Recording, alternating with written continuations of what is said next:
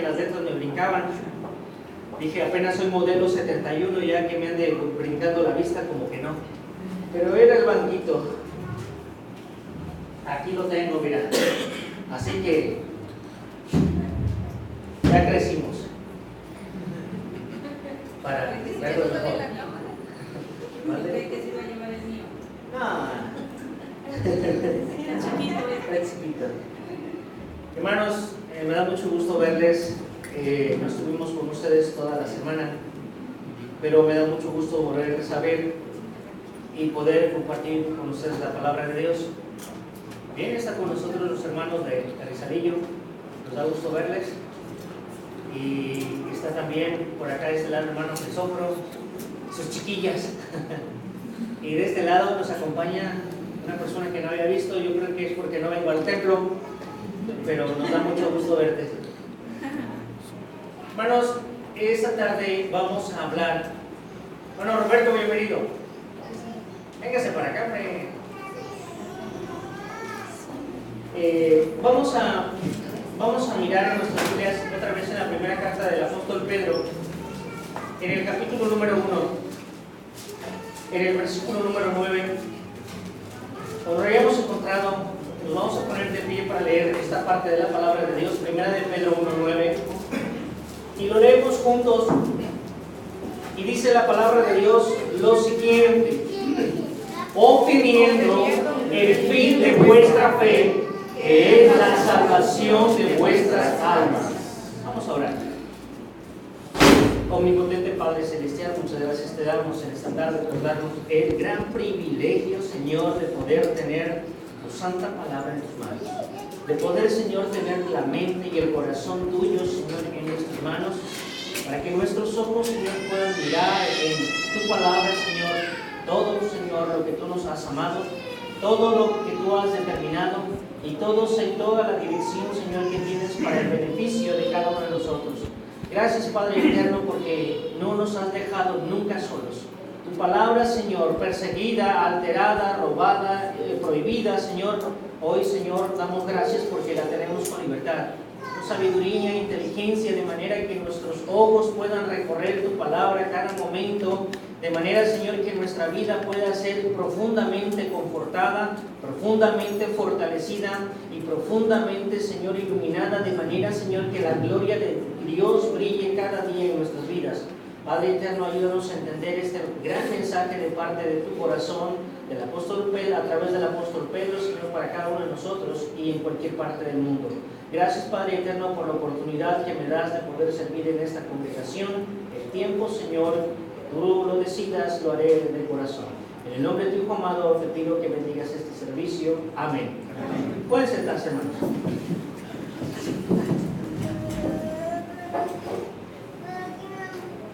Dice la palabra de Dios: obteniendo el fin de vuestra fe, que es la salvación de vuestras almas. La salvación de vuestras almas, y así es el título de esta tarde: salvando vuestras almas. Y uno podría pensar, ¿que no ya me había salvado el Señor?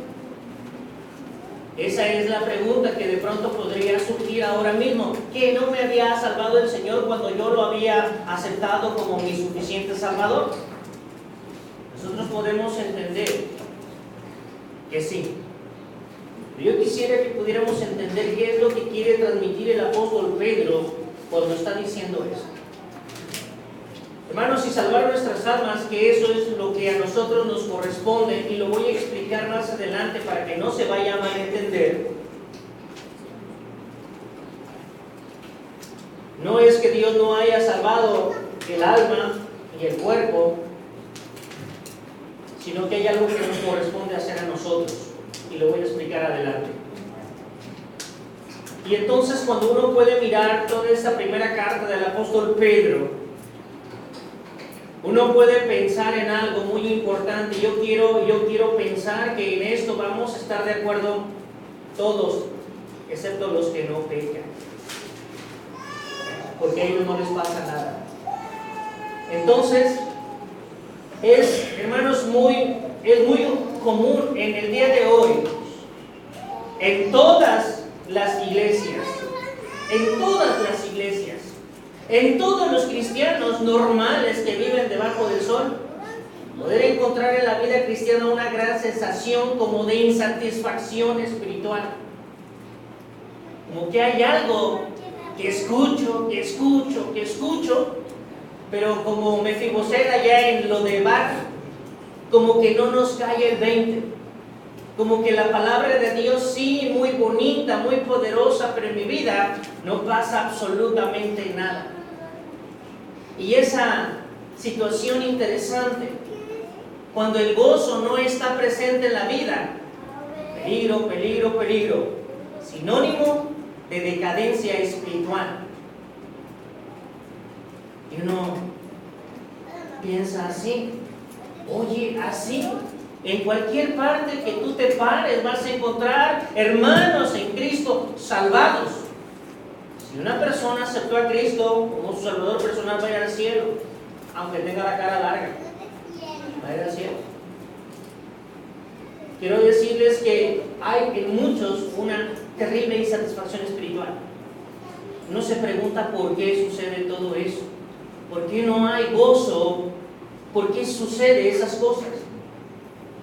Entonces, en esta insatisfacción espiritual en la cual hay toda gama de surtido rico. ¿Ustedes han visto esas cajas de galletas que se llaman surtido rico? Hay de nieve, de coco, de vainilla, Oreo, chocolate. Y ustedes miran en la vida de los cristianos que tienen insatisfacción, esa gama de surtido rico. Y estamos hablando con creyentes salvos, y esa insatisfacción llena de situaciones y de circunstancias como por ejemplo egoísmo, contiendas, celos, disensiones. Todas estas cosas son cosas no del espíritu, son cosas del alma. ¿Sí estamos de acuerdo en eso? Son cosas del alma, no son del espíritu, son del alma. Porque el alma es el asiento de todas tus emociones. Y entonces, no lo estoy diciendo yo, lo dijo el apóstol Pablo, en 2 de Corintios, capítulo número 3. Pablo tenía algo con la iglesia, poderosa iglesia de Corinto.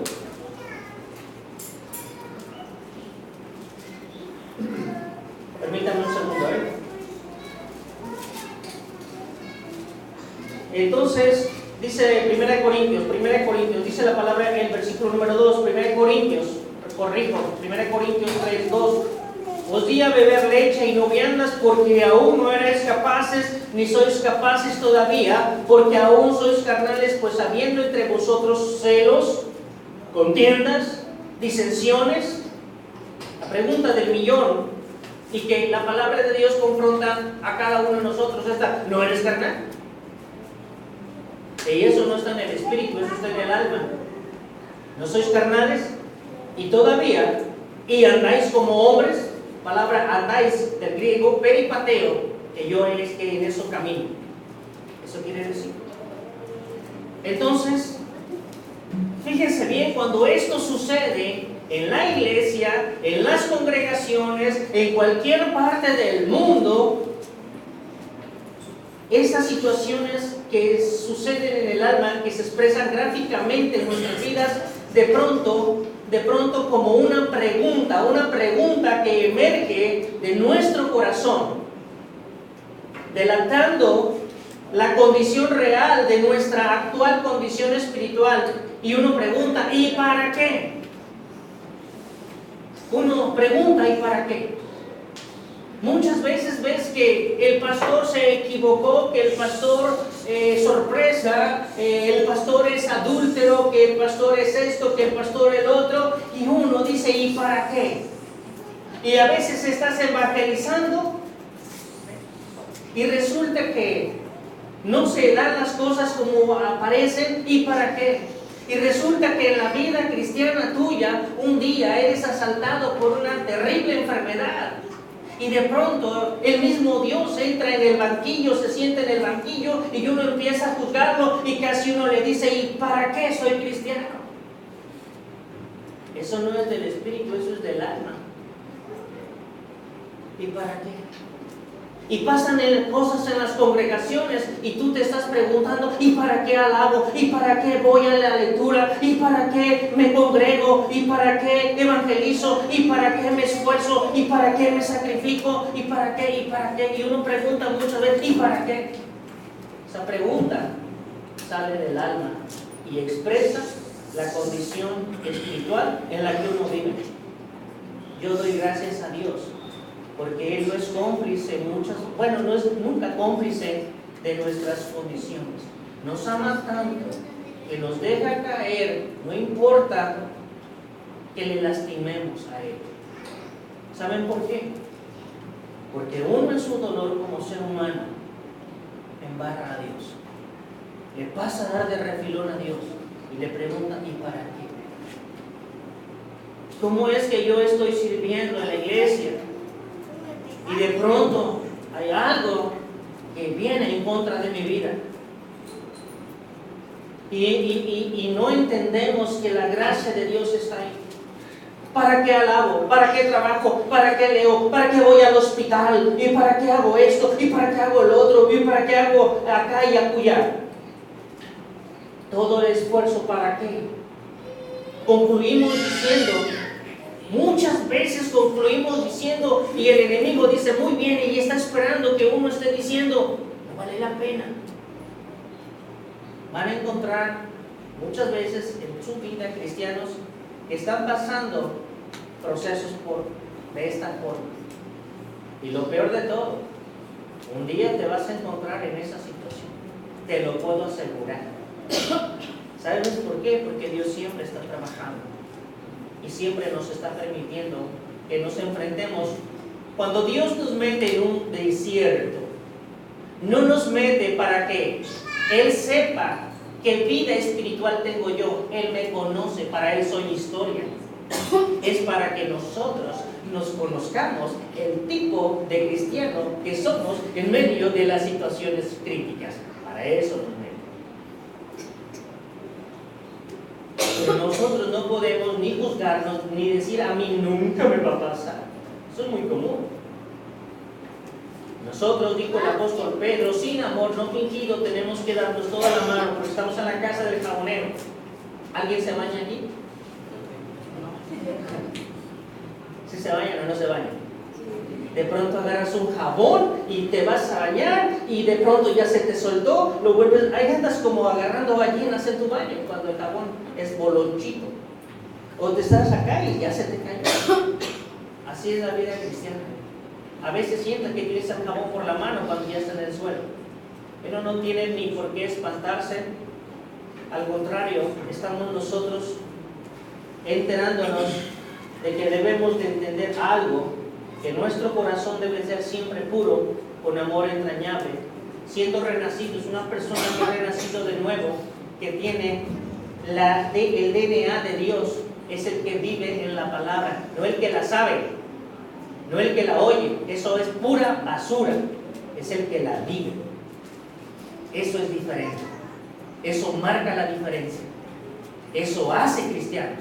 Lo demás es religión, y eso hace que el ritual haga parte de la realidad. Eso es malo y eso es pecado. Entonces, ¿para qué? Y uno concluye diciendo, no vale la pena ir al templo, no vale la pena ser hermano, no vale la pena ser esforzado. El diablo, sí hermano, usted diga todo lo que quiera, usted ha sido comprado y un día va a ir al cielo que sea renegado. Todos pasamos por esto. Si usted no entiende esto, el Señor en ese momento está trabajando. Entonces, estos duros golpes, estos para qué que uno se pregunta, son golpes duros de fuego, que solo si pudiera uno ver la gloriosa intervención de la mano de Dios, ahí en medio de tal situación, haciéndome saber que el mal no está en los demás, sino en la pobre obra que yo estoy haciendo. Dios siempre está en todo momento permitiéndonos saber qué tipo de cristiano soy, qué tipo de obra es la que yo estoy haciendo. Él siempre me está diciendo de esta manera. A veces no le entiendo su lenguaje, porque me enojo, porque me desanimo, porque me distraigo por el pecado, porque por muchos motivos, pero Él siempre me está diciendo qué tipo de cristiano soy yo. ¿Por qué? Porque Él quiere que uno haga bien las cosas. O si pudiéramos ver, hermanos, que cuando uno está pasando por estos ¿para qué? Es la oportunidad de vernos a nosotros mismos y ver qué es lo que hicimos, o que lo que hicimos era tan mediático que solo buscábamos una satisfacción temporal. Entonces, una satisfacción temporal que hacía que nuestra alma se regodeara, pero que hoy solo está sufriendo. Hoy quisiera que trascendiéramos de lo emocional, del trabajo personal en nuestras propias fuerzas, a lo espiritual. Porque eso sí es de verdad. Porque sí eso es trascendente. Porque sí eso es causa de ánimo y de motivo de alentarnos en todo momento los unos a los otros. Que pasáramos de lo emocional a lo espiritual, que dejáramos de actuar por nuestras emociones y actuáramos dirigidos por la poderosa palabra de Dios. Eso hace diferencia.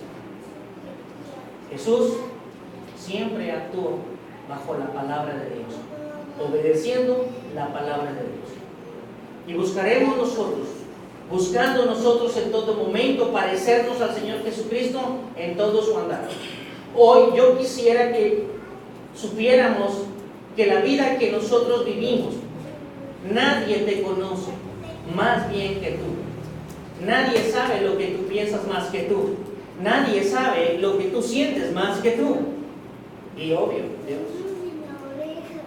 Pero de pronto, hermanos, la vida que nosotros vivimos solamente es la expresión, es una mera expresión de lo que nuestro corazón más posee, o lo almático o lo espiritual. Y eso es lo que somos. Nuestra vida nos denuncia. Hace un tiempo apenas estaba atendiendo a una persona en el consultorio, y normalmente toda la gente que va al consultorio, la gran mayoría, no digo que todos, pero la gran mayoría, siempre les hablo de su salvación, siempre les hablo de Dios, porque eso es lo que necesitan en su vida.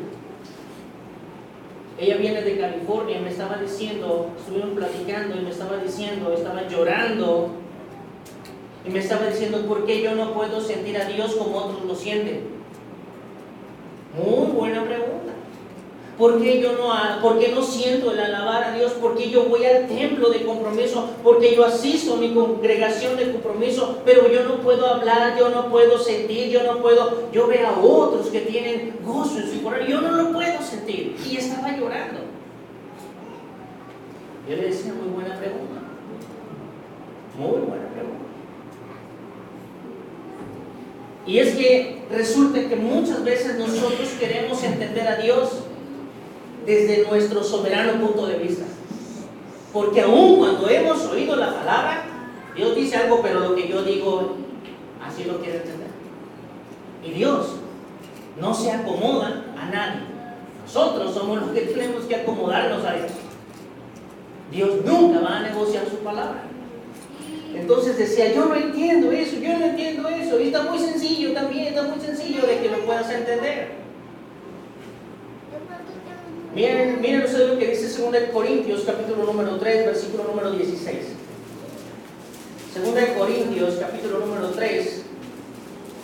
Escuchen bien lo que dice la palabra de Dios. 2 Corintios, capítulo número 3, versículo número 16. Pero cuando se conviertan al Señor, el velo se les quitará. No es que tú sepas de Dios, no es que tú escuches a Dios, eso no, es que tú te conviertas al Señor. No es que tú vas a entender a Dios, de la forma que tú quieres entenderlo. Cuando tú te conviertes a Cristo, renuncias a tu forma de vivir como vivías antes, y entonces puede darle el sentido a tu vida la palabra de Dios, mientras no sucede nada. No importa que tenga 10 años en el templo, a mí eso no me importa. Si la gente no se convierte de verdad a Cristo, su corazón nunca tendrá el gozo de la salvación. No puede haber eso. La palabra convertir quiere decir cambio de forma de pensar. Dejé de actuar como antes, dejé de vivir como antes, dejé de sentir como antes, dejé de ver como antes, dejé de hablar como antes, porque ahora hablo como dice la palabra. Eso es convertirse. Eso es convertirse. Y entonces empieza uno a entender, ¿por qué no siento? Porque no lo haces de la manera correcta. ¿Por qué no siento alabar a Dios? Porque no lo haces de la manera correcta. ¿Por qué no siento de hablar a Dios? Porque no lo haces de la manera correcta. Cuando dice la palabra de Dios, cuando te conviertas al Señor, el velo se te quitará. Entonces, todo el tiempo, hermanos, aun cuando la Biblia dice una cosa, nosotros hacemos otra, y la vida en nosotros no refleja lo que decimos que sabemos. Eso es una verdad dolorosa. Entonces, nosotros hacemos lo que pensamos, casi siempre terminamos haciendo lo que creemos que entendemos que eso dice la palabra, que eso es mejor. Nos convencemos más de lo que nosotros vemos de nosotros mismos que de lo que la palabra dice cuando la leemos. Ahí mismo el versículo número 17 dice la Biblia así: porque el Señor es espíritu.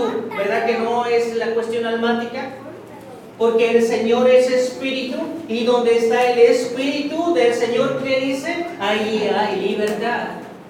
Ahí es cuando las cosas cambian. Ahí es cuando las cosas tienen una perspectiva diferente en el espíritu. ¿Se acuerdan ustedes de las cosas que decía ya el Evangelio de Juan en el capítulo número 4? ¿Qué tipo de gente es la que vale la pena, que Dios está buscando? A ver, miren Juan, capítulo número 4.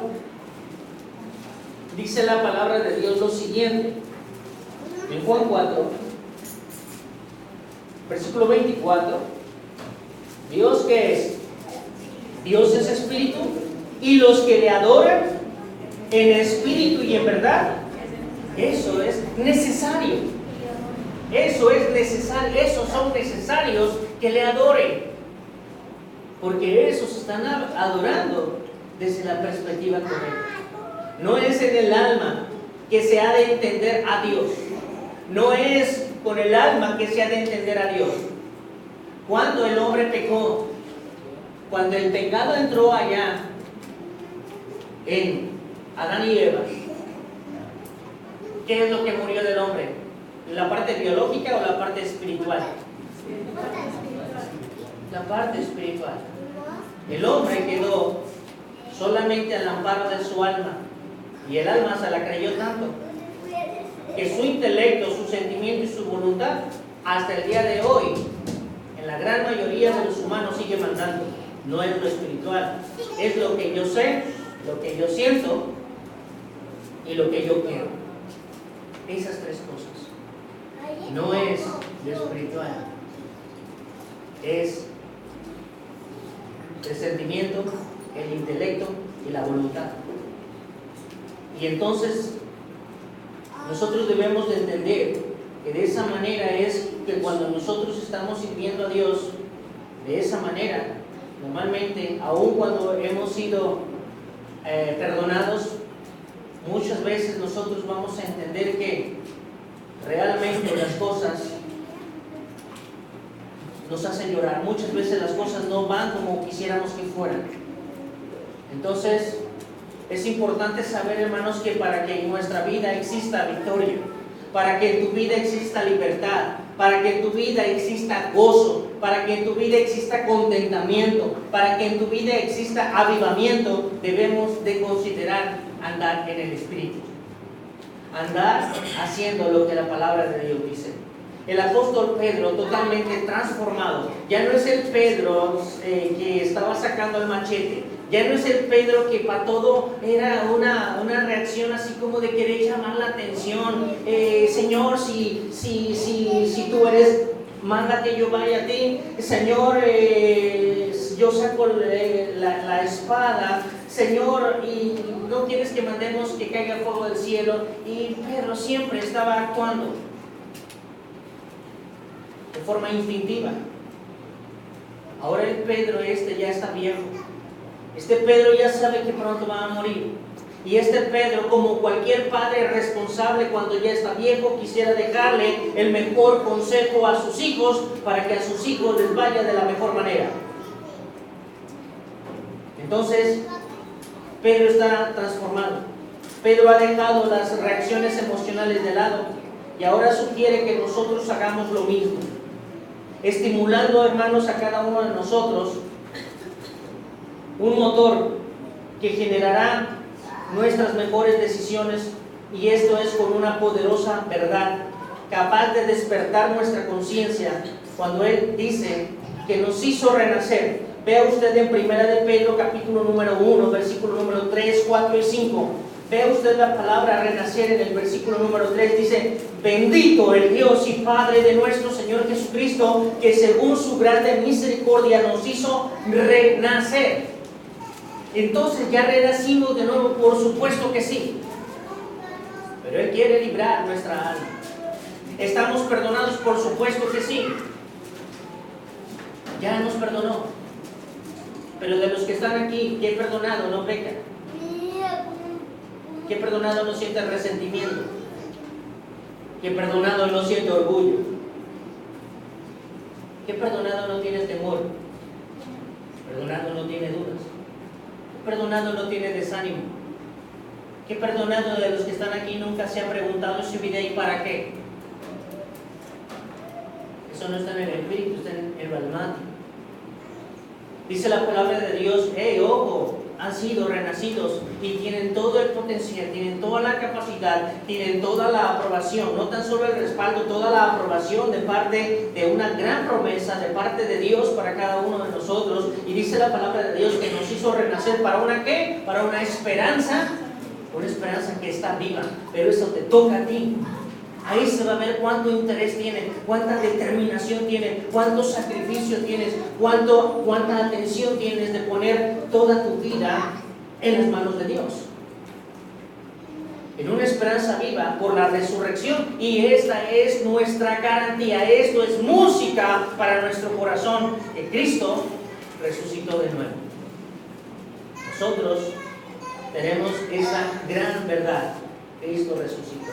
Es música para nuestros corazones, es música para nuestros oídos. Esta es la más fabulosa noticia que ha de revelar una poderosa realidad en la medida que tu fe sea enfocada en esta palabra que da vida. Exactamente. No es un secreto que en la vida cristiana el alma sea la mandona. No, eso no es un secreto. A veces nos enojamos porque no me saludó. ¿No es cierto?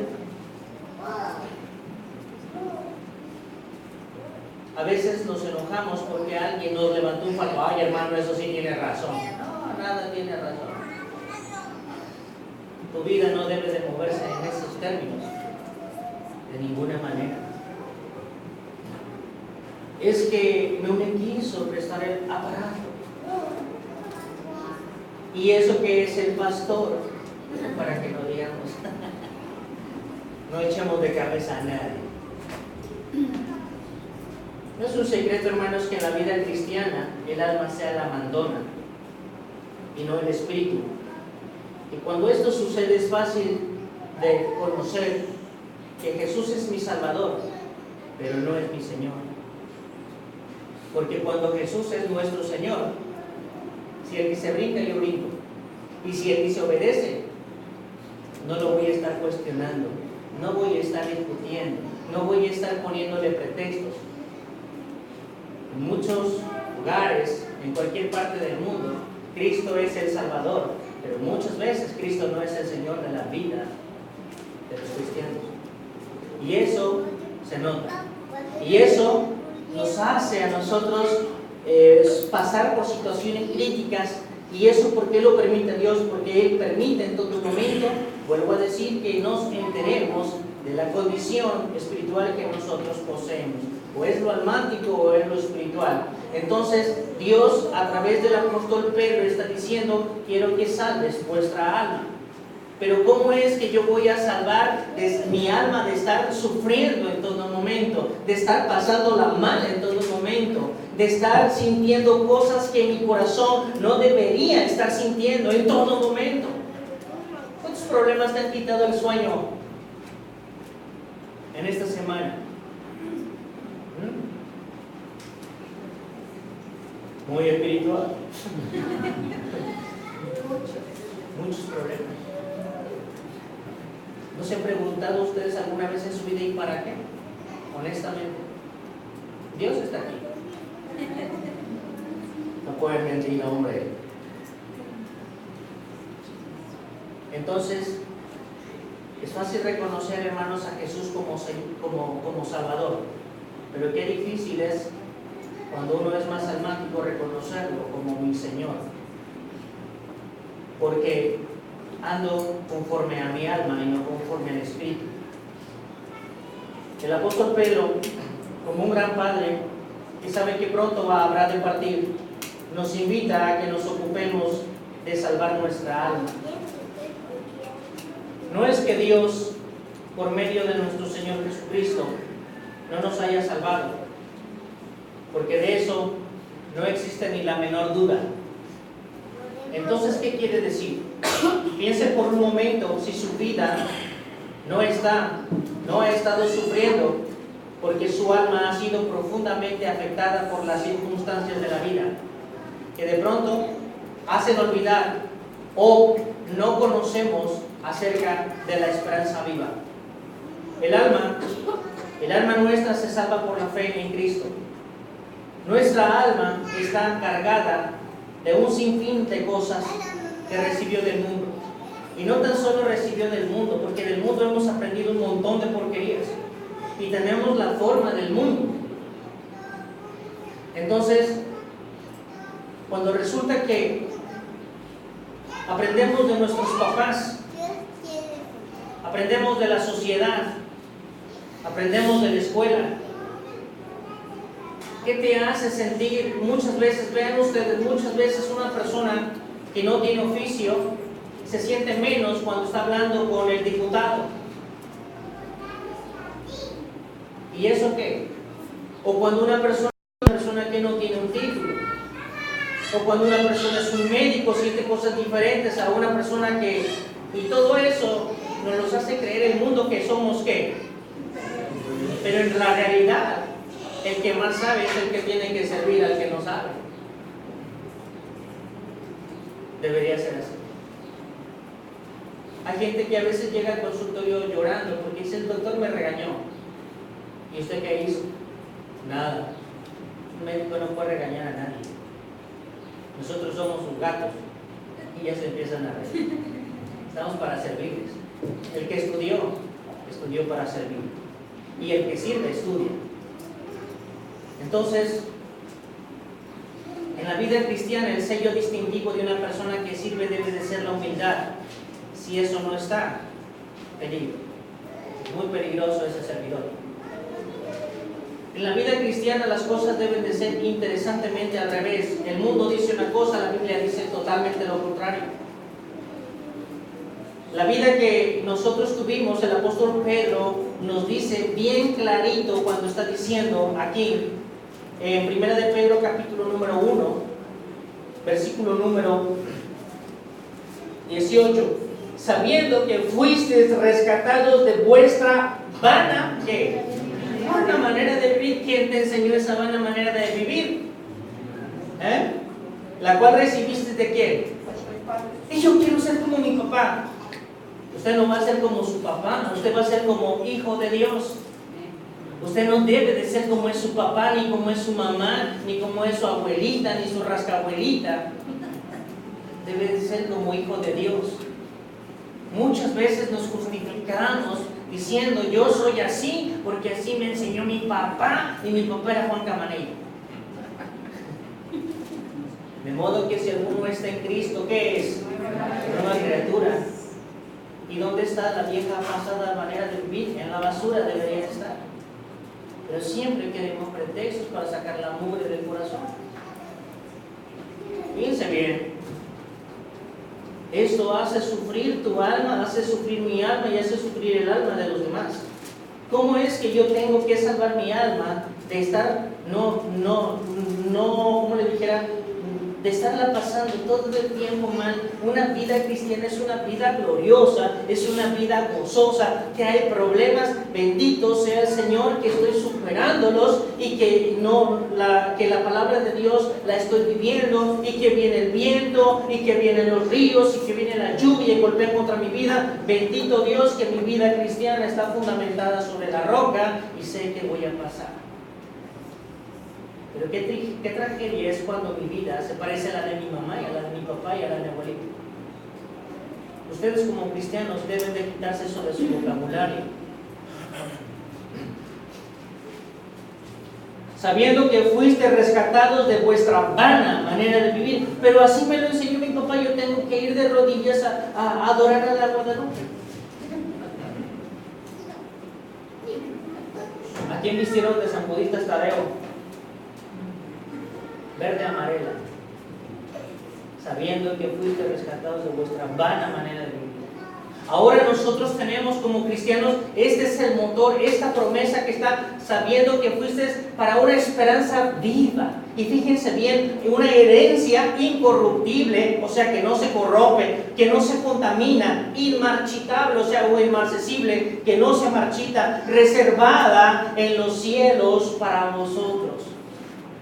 Esto es lo que a nosotros nos debería adelantar cada día a dejar de estar perdiendo el tiempo. Entonces esto es tan impresionantemente bello que, hermanos, el alma no debe de ser el obstáculo que te detenga en tu vida cristiana, porque hay almas que están adoloridas, hay almas que están deprimidas, hay almas que están desanimadas, porque estaban esperando aquí lo mediático. Entonces, pero el alma ha de ser, escuchen bien, cuando usted esté pasando por un problema así, gracias Dios mío, apachúrrale más. Cuando estás apachurrando una esponja, ¿qué está sacando? Lo que contiene la esponja. Escuchen bien lo que dice Primera de Pedro. Dice el versículo número 6, en lo cual vosotros os alegráis. Ay, si quiere estar tan alegre de que la está pasando hoy mal. Es que el pastor no me habla, muy contento. Dice, aunque ahora por un poco de tiempo, si es necesario, no quiere decir que siempre va a suceder. Si es necesario, tengáis que ser afligidos ¿en qué? En diversas pruebas. Cuando un maestro, a mí no me gusta que a mis hijos no les hagan examen en la escuela. Yo quiero que les hagan exámenes, que les hagan una prueba para ver qué. Para ver cómo va su aprovechamiento. Muchas veces, en vez de decir gracias Dios mío porque me estás preparando para subir a otro nivel, nos desanimamos. Y entonces, prueba no superada. Bendito Dios que siempre está trabajando conmigo. Y aunque hay cosas que en la vida con las cuales yo me encuentro y me enfrento no me gustan, digo, Señor, ¿qué quieres que yo aprenda de aquí? ¿Qué quieres que yo sepa de aquí? Capacítame. Dime, ¿a dónde vamos? Si tú vas conmigo, yo voy a ir donde tú quieras.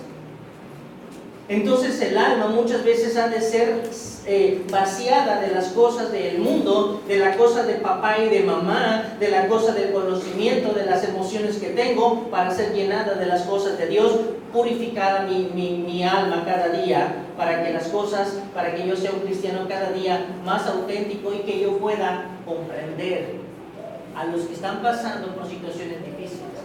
Es una tragedia cuando alguien no comprende a alguien que está pasando por una situación difícil.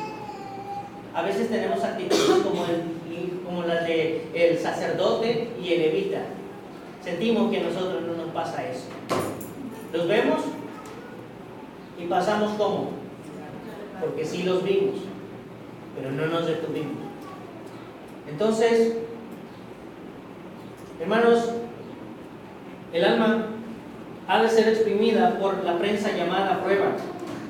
En medio de tal proceso, la fe la llenará de alegría y de gozo. La fe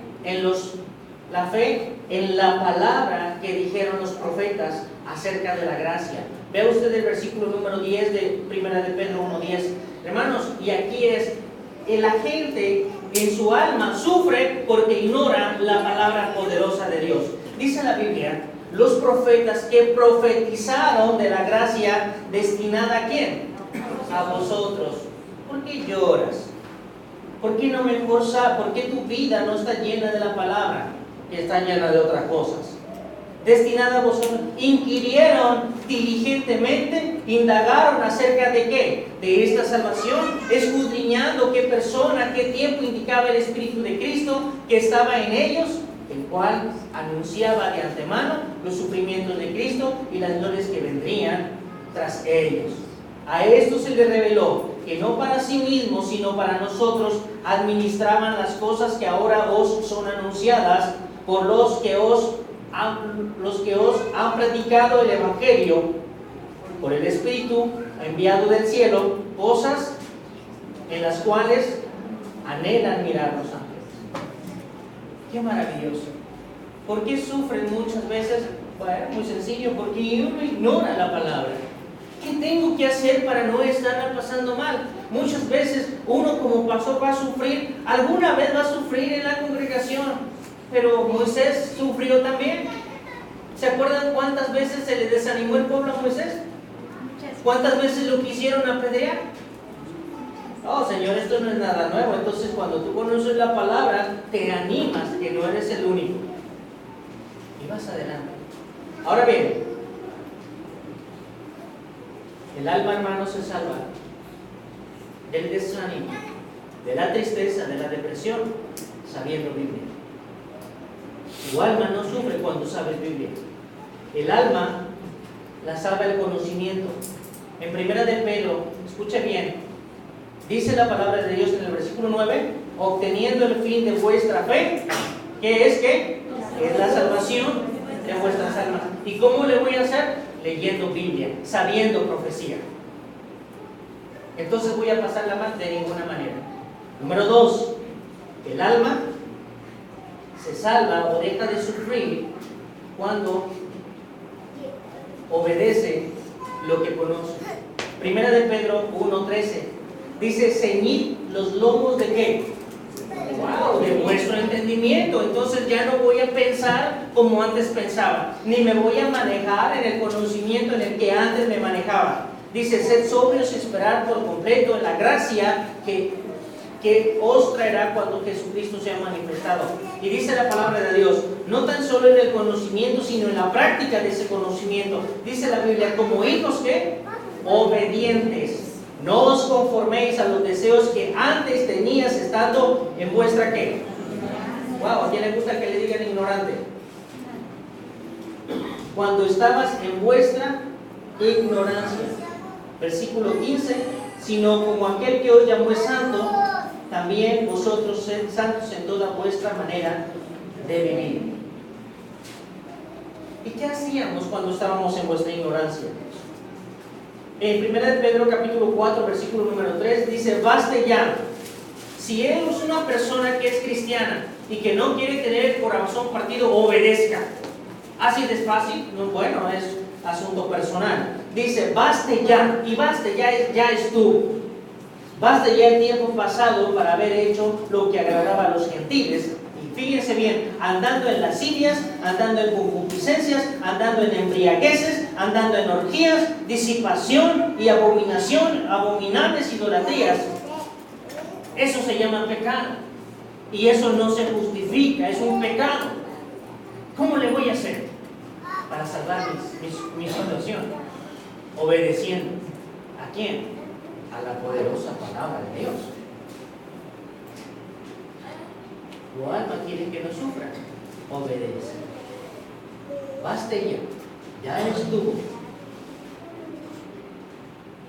Gracias a Dios, porque siempre está ocupado en nosotros. La obediencia a la verdad. Hermanos, hay gente que no salvó su alma. Pero vamos a mirar nosotros como a nosotros mismos, el mismo Santiago, el apóstol Santiago, frasito de 1 de Pedro. En Santiago 4:4 dice la palabra de Dios, o almas que, no dice o espíritu, dice o almas que, adúlteras. ¿Y qué es un adúltero? Pues uno que es cristiano, pero que anda coqueteando con quién. Que anda coqueteando con su favorito pecado, o almas adúlteras. ¿No sabéis que la amistad del mundo es enemistad contra Dios? Cualquiera pues, y eso es indistinto, cualquiera pues que quiera ser amigo del mundo se constituye enemigo de Dios. ¿Qué tenemos que hacer nosotros? Cuidar nuestra alma, salvar nuestra alma, que nuestra alma no nos arrastre hacia las cosas que no convienen. En Lucas capítulo número 12, versículos del 16 al 21, Lucas 12, dice la palabra de Dios lo siguiente, del 16 al 21. También le refirió una parábola diciendo, la heredad de un hombre rico había producido mucho. Y él pensaba dentro de sí, diciendo, ¿qué haré? Porque no tengo dónde guardar mis frutos. Y dijo, esto haré. Derribaré mis graneros y los edificaré mayores. Y allí guardaré todos mis frutos y mis bienes. Y diré, ¿a quién? Diré a mi alma. Alma, muchos bienes tienes guardados para muchos años. Repósate. Come, bebe, regocíjate. Pero Dios le dijo, necio, esta noche vienen a pedir ¿qué? Tu alma. ¿Y lo que has provisto? Pregunta de millones, ¿de quién será? Es interesante poder considerar cómo es que no debo de pasar la mano. A mí no me gusta sufrir, pero si el Señor está probando cada día mi vida, es porque Él quiere que yo saque la basura que tengo en mi alma todavía. Pero ya soy salvo, eso no importa, todavía me enojo. Y más cuando me van estorbando en el frente. Hay alguien que parece que tiene riomas. Y yo siempre a la carrera. Quieren agarrarme de infragante y búsquenme en la calle. Vamos, hermanos, es el nuevo corazón. Es el nuevo conocimiento. Y la obediencia lo que hará que tu vida de todo sea y de un supergiro. Primera de Pedro 1:14 dice la palabra de Dios, como hijos obedientes, no os conforméis a los deseos que antes tenías estando en vuestra ignorancia. No agarres la forma. Muchas veces, tu compadre, tu comadre, tus amistades, tus amigos van a querer que tú tomes la forma del mundo. Pero dice la palabra de Dios, no os conforméis, no tomes la forma de los perdedores. Y lo mismo dice en Romanos 12:2, y no os conforméis ¿a qué? A este siglo, sino transformaos por medio de ¿qué? La renovación de ¿quién? ¿Qué necesito cambiar? La forma de pensar. ¿Y eso cómo se hace? ¿Viendo Laura? No. ¿Las pobres también tienen corazón o cómo van esas cosas? No, claro que no. Es viendo la palabra de Dios, poniendo tus ojos en la palabra de Dios, cómo tu mente va a ser renovada. Y entonces tu alma deja de estar sintiendo las pedradas de tus equivocaciones. Dice la palabra de Dios, y no os conforméis a este siglo, sino transformaos mediante la renovación de vuestro entendimiento, para que compruebes. No dice ni siquiera para que lo entiendas, porque no entiendes a Dios, pero compruebas que Dios es bueno, para que comprobéis la buena voluntad de Dios, agradable y perfecta. Tu alma te vas a llorar, te lo puedo firmar. Pero la parte espiritual, te va a hacer ver la gloria de Dios en tu vida. Y eso es una bendición. Nuestra alma se salva cuando nosotros nos negamos a nosotros mismos. El peor enemigo de Norma no es el pastor Conadá. Perdón, hermana, por tomarla como. El peor enemigo de Isaac Guerrero no es el pastor. El peor enemigo de Isaac y el de Norma es Isaac y Norma. Es uno mismo, no los demás. Nosotros somos nuestros peores enemigos. Entonces, ¿cómo le voy a hacer para salvarme de esta situación? ¿Cómo voy a hacer para que mi vida verdaderamente parezca que es cristiana? Muchas veces usted ha oído esto. Mira, y eso que él dice que es cristiano. ¡Qué tragedia! Cuando todo el mundo sabe que te pareces o que dices, pero que no eres. Es una tragedia eso. Vea usted, 1 Pedro 2:11. Dice, amados, yo os ruego, y otra vez, escuchen bien, la palabra alma vuelve a resonar ahí. Amados, yo os ruego como extranjeros y peregrinos que os ¿qué? ¿Qué es abstenerse? ¿Qué es abstenerse? No le entréis. No tomar, no fumar, no ir al table dance. Todo eso es abstenerse. No seas golpeador, no seas chismoso, no seas calumniador. Eso es abstenerse. Dice la palabra de Dios, amados, yo ruego como extranjeros y peregrinos. Son dos cosas. Un extranjero y un peregrino son dos cosas diferentes. Ya vimos eso. Que os abstengáis de los deseos carnales. Hermanos, tú y yo tenemos deseos que todos los días están peleando contigo y conmigo. Que batallan. ¿Contra quién? Contra el alma. Es necesario que uno, usted y yo, todo el tiempo estemos renunciando a nosotros mismos. Jesús mismo dijo a los judíos que habían creído en él, ¿verdad? Si alguno quiere venir en pos de mí, niéguese a sí mismo. Un cristiano no es de dicho, un cristiano es de hecho. De hecho. De modo, si alguno quiere venir en pos de mí, niéguese a sí mismo. Deja de asociarte con tus propios pensamientos. Transfórmalos y asóciate con los pensamientos de Dios para que te vaya bien. En Mateo capítulo número 19, versículo 22, hay alguien que de verdad le dolió mucho en su corazón lo que el Señor Jesús le está diciendo. Y eso no estaba más que en su corazón. Dice la palabra de Dios en el versículo número 22 lo siguiente: oyendo el joven estas palabras se fue triste porque tenía muchas posesiones. ¿Dónde estará este pelado? ¿Dónde estará? Él decidió equivocadamente. Terminamos. A nuestra alma le puede salvar que seamos como Él fue. Primero de Pedro 2, 21 y 22. Perdón, lo voy a leer acá. Primero de Pedro 2, del 21. Escuchen detenidamente esto. Pues para esto fuisteis llamados, porque también Cristo padeció por nosotros, dejándonos ejemplo. Y un ejemplo no es para que lo haga como yo quiero, es como Él dice, para que sigáis sus pisadas. El cual no hizo pecado, ni se halló engaño en su boca. ¿Qué problema? Quien cuando ¿de qué? Le maldecían, pongan cuidado en eso, cuando le maldecían, ¿no qué? No respondía con maldición. Este no decía que todo al revés, ¿o cómo va eso? Él no ocupaba de esas rimas. No respondía con maldición.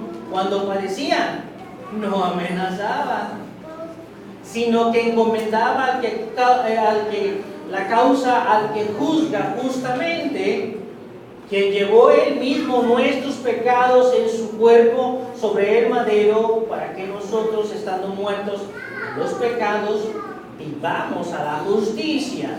y por cuya herida fuisteis sanados. Qué ejemplo tan maravilloso. ¿A usted le cae gordo a alguien delante de Dios? ¿Sí o no? A mí hay gente que me cae gordo, pero nunca he orado para que le vaya mal. Dice la Biblia, no te burles de tu enemigo. Eso dice Proverbios, no sea que yo me quite el enojo de él y me vuelva contigo. Es interesante poder pensar, estamos en el mundo. Y quiero decirle algo.